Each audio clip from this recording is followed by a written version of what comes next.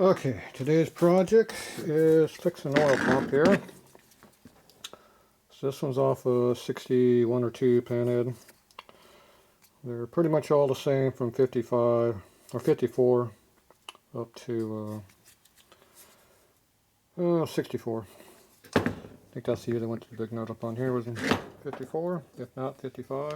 So there's no hole up in here for the governor, which is your earlier pumps. This has the bigger gear and also has the bigger idler shaft in it. The little small one they used on the earlier pump. The gears are slightly bigger, but not by much.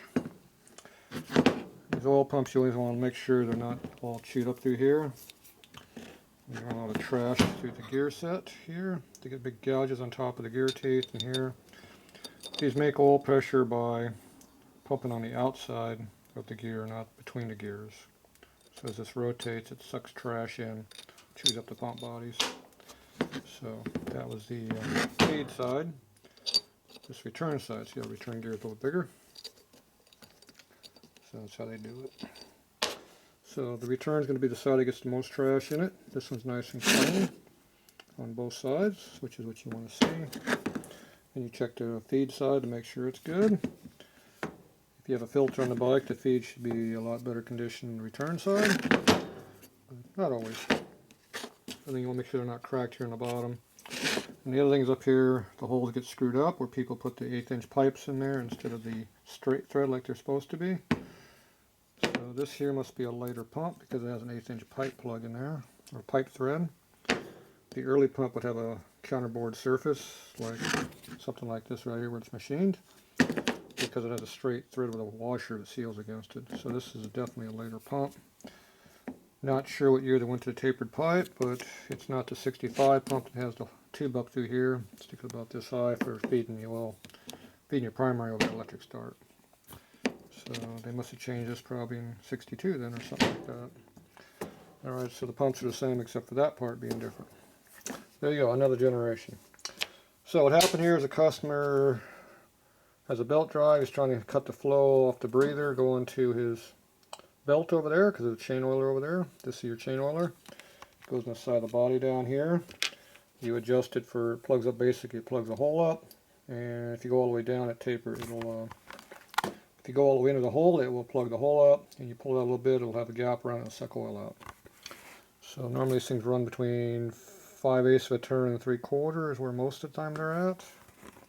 Depends on how screwed up the hole is and everything else. So that's what you do. That controls how much oil feeds your primary chain. So the customer here, he turned it all the way off. And I told him don't break the screw. It's a small screw, don't get too carried away. And you know what happened, he broke the screw off. Then I told him don't screw it up, you got one shot to go at it. If it doesn't work, stop. You can see he's got 3 different holes in here. And that one's pretty deep. So I told him go buy a left-handed drill bit. So these turn backwards. Instead of going this direction, they go backwards. So if it jams in the screw will unscrew. And that's the secret behind that. Obviously, he didn't listen very well. So now I got a mess. So no matter what, I get the screw out of there. There is no way this thread here will ever have anything to bite to in here, because right now it's a big oval hole. This screw is worthless because it's never going to work. If he didn't go in super deep with the threads there, it might have half a thread or half a screw with the threads to seal against. You know, if you had about that many threads to pull on, it's enough. If you only got 2 threads, it ain't going to be enough. The other problem is it's hard to tell exactly where that screw is because I can't even tell where the screw is at.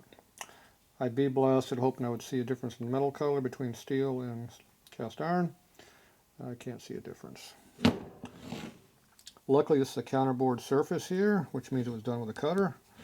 So if I indicate off of that, I should be able to get this plane side to side going this way, this direction, not front to rear that way. Or in this case this is up and down and this is front to rear. But anyway, you got 2 planes that you go to work to. You hold it upright is your 3rd plane, then you got front to back, side to side. So I can indicate in the diameter to get this angle. I counterbore the side over here to get the side to side like this. Now all I gotta do is go front to rear. How am I gonna figure that out? Luckily the screw hole goes all the way down. And if you look way down in there, you can see the screw right there. So I'm gonna take a drill bit and I'm gonna lay that right on over it, and hopefully I line it up exactly over where that's at. So I'll be using a small one, like the thread is, like that bit would be down there, or a screw would be, excuse me. And this is a magnetic drill. See how it's catching magnetism? I do not like magnetic anything. So somewhere around here is a demagnetizer. There it is, right over here. Crapping right over here. Alright, so you turn that on, it makes a lot of noise. You run that through like that. Goes through a magnetic field. There you go. It makes it good. See, it's called a demagnetizer. Now these washers won't stick anymore, see? No more sticky. Also, chips don't stick no more, which causes lots of problems there. You got debris trying to drill through. Debris is bad. So I was like demagnetizing my tools, so I don't have any of those issues. So now see, it's no more sticky, no more. Good to go. All right, so what I'm gonna do right now, I'm gonna go ahead and center this thing up. So how are we gonna hold this over here in the vertical mill? Now you could do this in a drill press over here. You can clamp your visor plate on here, clamp this, hold it, rotate, turn it, get exactly where it needs to be, and tighten it down, and you can drill it in a drill press. The problem is to move it, it's hard to do. Okay, now we can use the vise right here, which is a mill vise. Mill vices are pretty good for clamping straight when they're good. This one is used and worn, so when you clamp down on it, it actually moves the parts slightly at an angle. So when it tightens up, it'll go like this. It'll shift you on you just a little bit because it's getting worn out. So the way we fix that problem is use angle plate. So we got angle plates down here on the floor. Up here. So this is 90 degrees. You take this and clamp onto it, and that makes that 90 degrees. So that takes care of another plane. So now that's our 5th and 6th plane. Or not 5th, 4th and 5th plane, excuse me. See how many planes we got? Because that's an orbital plane, so that does this here like this. So now you got in and out, front to rear. You got angle, you got the orbital, and the 6th thing is up and down. That's the drilling part. So these are all different planes you got to worry about. See, if you have a CNC mill, you need 5 to 6 axes to do that correctly. Assuming you don't have some way of making it accurate. Alright, so what we're going to do right now is we're going to dial this plate in so it's straight. So that's just a matter of putting a couple bolt holes over here somewhere. Clamping that thing down. We have to figure out how we're going to clamp onto this. I got some new clamps I think I can use, so I think we'll come across this surface here, so I'll leave this something over this area here. Alright, so I need something clamp here and something clamp over here. Okay, we got one nut there, I got another nut over there. Close enough.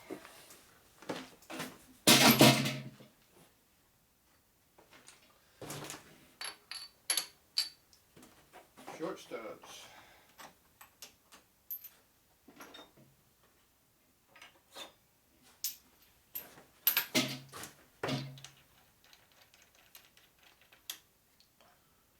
These might be too short. I got my low strap clamps. Yep, just enough to put a nut on there, it's fine.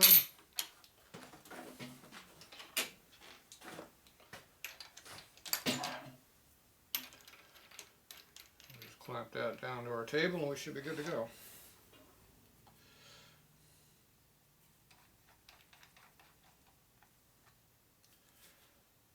So to make this easy to do it, dial in quickly, you tighten up one corner, you tap it with a hammer where you need to be.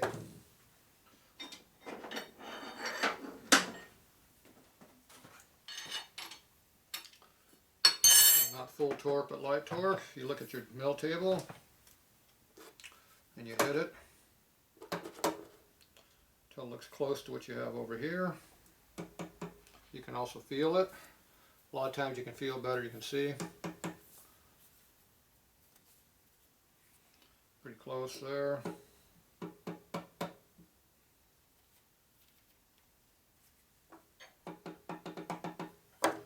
Okay.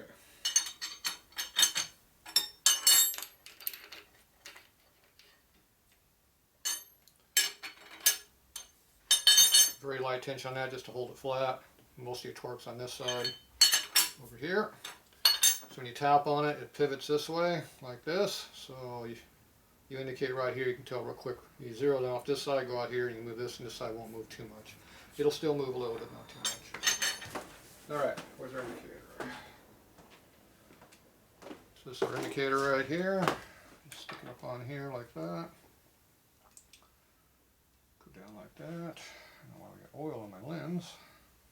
That stains your plastic over time. So now we just indicate in our surface right here. See what we got.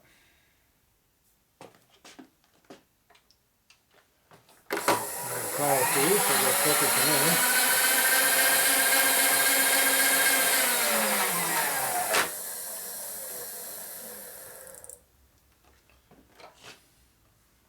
Alright, so got that roughed in right there. So now we go over here, we look at our number right over here, and we'll see how close we are.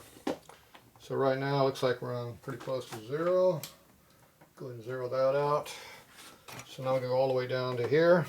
This is about 9 inches, 8 inches down to here. See how far off we are. See how the indicator doesn't move very much? These are pretty damn close.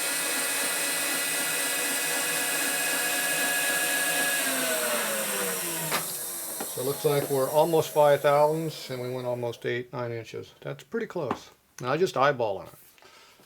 Now, we got to figure which way we got to go. The indicator needs to be compressed, so this table has to come this way. So there's our 10 spot.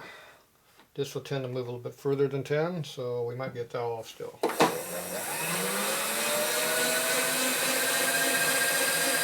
check that one, folding pretty even.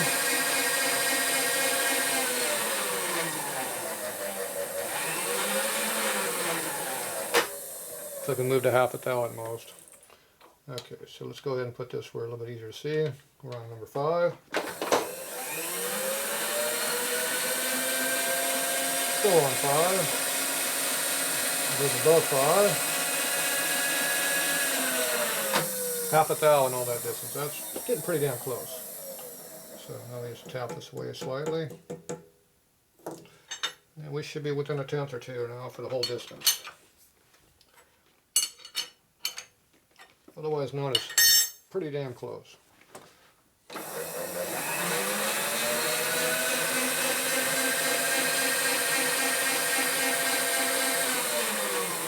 Looks like we're within a tenth. Okay, so that's close enough for me. I can live with a tenth there. We'll call it 2/10, but I didn't see the needle move.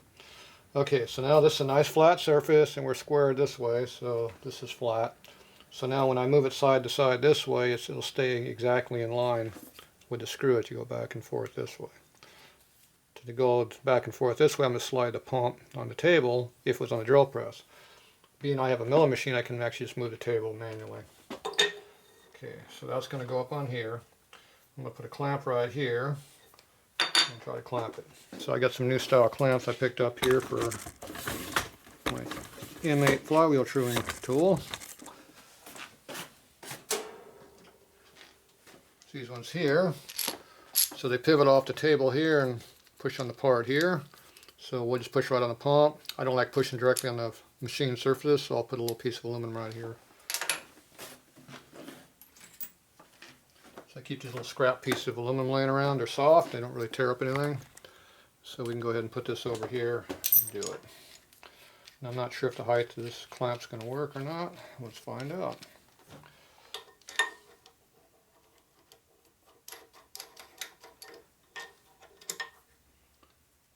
It looks like we're going to be close, but we should be alright. So we get our shim in there. part right here.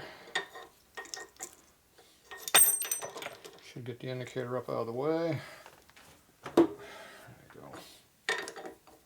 This is going to be a little bit of a problem here. Wasn't counting on that because I have not used this tool yet for doing this. So I think we're going to wind up using 2 of these.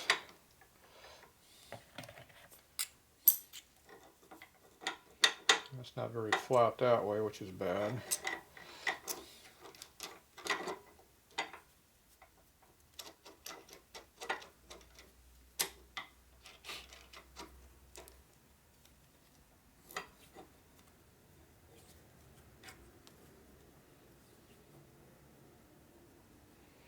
Okay, so I'm going to put another clamp over here, right to here. The problem is this clamp's going to go over the edge. So, how am I going to do this where it works? Let's see, I think I got another method I can use here. Looks like I can put a stud right through that maybe.